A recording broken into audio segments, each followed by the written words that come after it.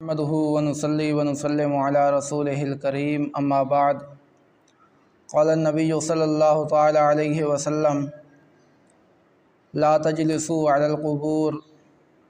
ولا تصلوا إليها او كما قال عليه الصلاة والسلام۔ سرکار دو عالم صلی اللہ تعالی علیہ وسلم نے اپنے اس فرمان عالی شان میں دو باتیں ارشاد فرمائی ہیں، جن میں سے پہلی بات کا تعلق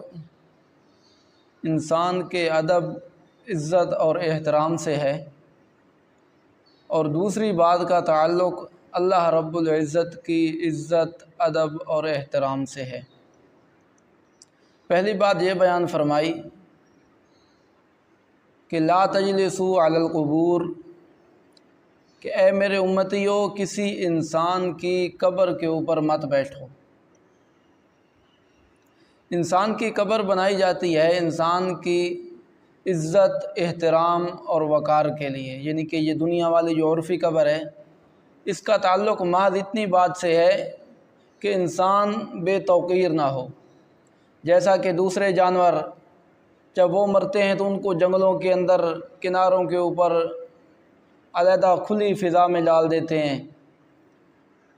اور وہاں پر ان کو درندے پرندے یہ نوچ کر کھا لیتے ہیں، ان کے وجود کو چیر پھاڑ دیتے ہیں۔ تو تاکہ انسان کی اس طرح بے عزتی نہ ہو، اس کو چیڑا پھاڑا نہ جائے، بلکہ اس کو عزت اور احترام کے ساتھ، دعاؤں کے ساتھ رخصت کر کے ایک جگہ پر منتقل کر دیا جاتا ہے۔ تو یہ قبر انسان کی عزت اور احترام کے لیے بنائی گئی ہے۔ اب اگر کوئی آدمی اس قبر کے اوپر بیٹھ جائے گا کرسی بنا کر، یا پھر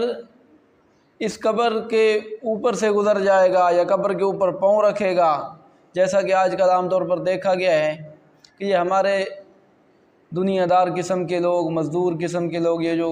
قبرستان میں اکثر جن کا آنا جانا رہتا ہے، یہ اکثر تو قبر کے اوپر بیٹھ جاتے ہیں۔ یا پھر کئی جو کسی رشتہ دار کی قبر کو ڈھونڈ رہے ہوتے ہیں، یا کسی رشتہ دار کی قبر کے پاس جانا چاہتے ہیں، تو وہ درمیان والی قبروں کو پھلانگتے ہیں، ان کے اوپر سے گزرتے چلے جاتے ہیں،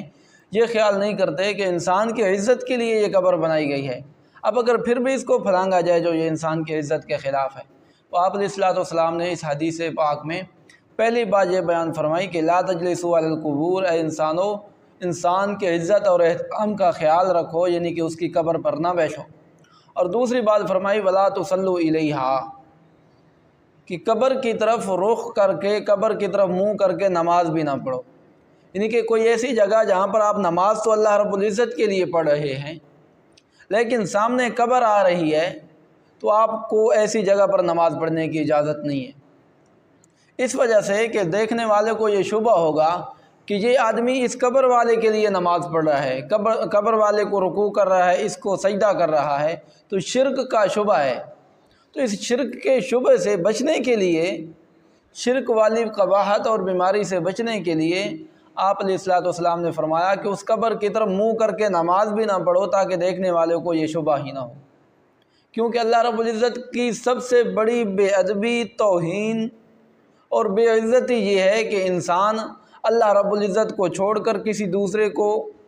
سجدہ کرے، کسی دوسرے کی عبادت کرے، اس کو الہ سمجھے، اس کو ما فوق الاسباب سننے والا، سمجھنے والا سمجھے، تو اللہ رب العزت کی سب سے بڑی توہین یہ ہے۔ اسی لیے شریعت مطہرہ میں، شریعت محمدیہ میں ایک مسئلہ ہے حراست توحید، یعنی کہ جہاں پر شرک کا، کفر کا شبہ اور گنجائش بھی ہو سکتی ہو،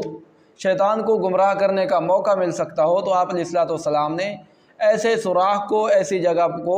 بند کر دیا ہے تاکہ شرک کا شبہ ہی نہ ہو۔ اسی وجہ سے اگر قبر والے کے لیے بھی دعا کرنی ہے تو وہاں پر بہتر یہ ہے کہ قبر کی طرف منہ کر کے ہاتھ اٹھا کر دعا نہ کرے، تاکہ دیکھنے والوں کو یہ شبہ نہ ہو کہ یہ آدمی قبر والے سے مانگ رہا ہے۔ مانگنا تو اللہ رب العزت سے ہے۔ تو دوسری بات، پہلی بات یہ بیان فرمائی کہ لا تجلسوا علی القبور،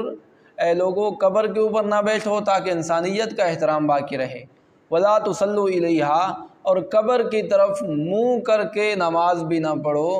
تاکہ اس کو دیکھنے والے کو یہ شبہ نہ ہو کہ یہ آدمی قبر والے کو سجدہ رکوع کرے۔ اسی وجہ سے تو سجدے کے اس کے اندر، نماز جنازہ کے اندر سجدہ نہیں ہے،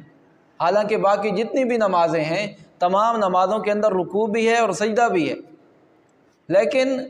نماز جنازہ کے اندر سجدہ کیوں نہیں رکھا گیا؟ اس کی وجہ یہی ہے تاکہ کوئی دیکھنے والا، کوئی کافر یا کسی آدمی کو یہ شبہ نہ ہو کہ قبر والے کو تو حقیقتاً تو کوئی بھی اس کو سجدہ نہیں کرتا، لیکن ایک صورت سی بن رہی ہے تو اس صورت سے بھی منع کر دیا۔ اللہ تعالی عمل کی توفیق عطا فرمائے۔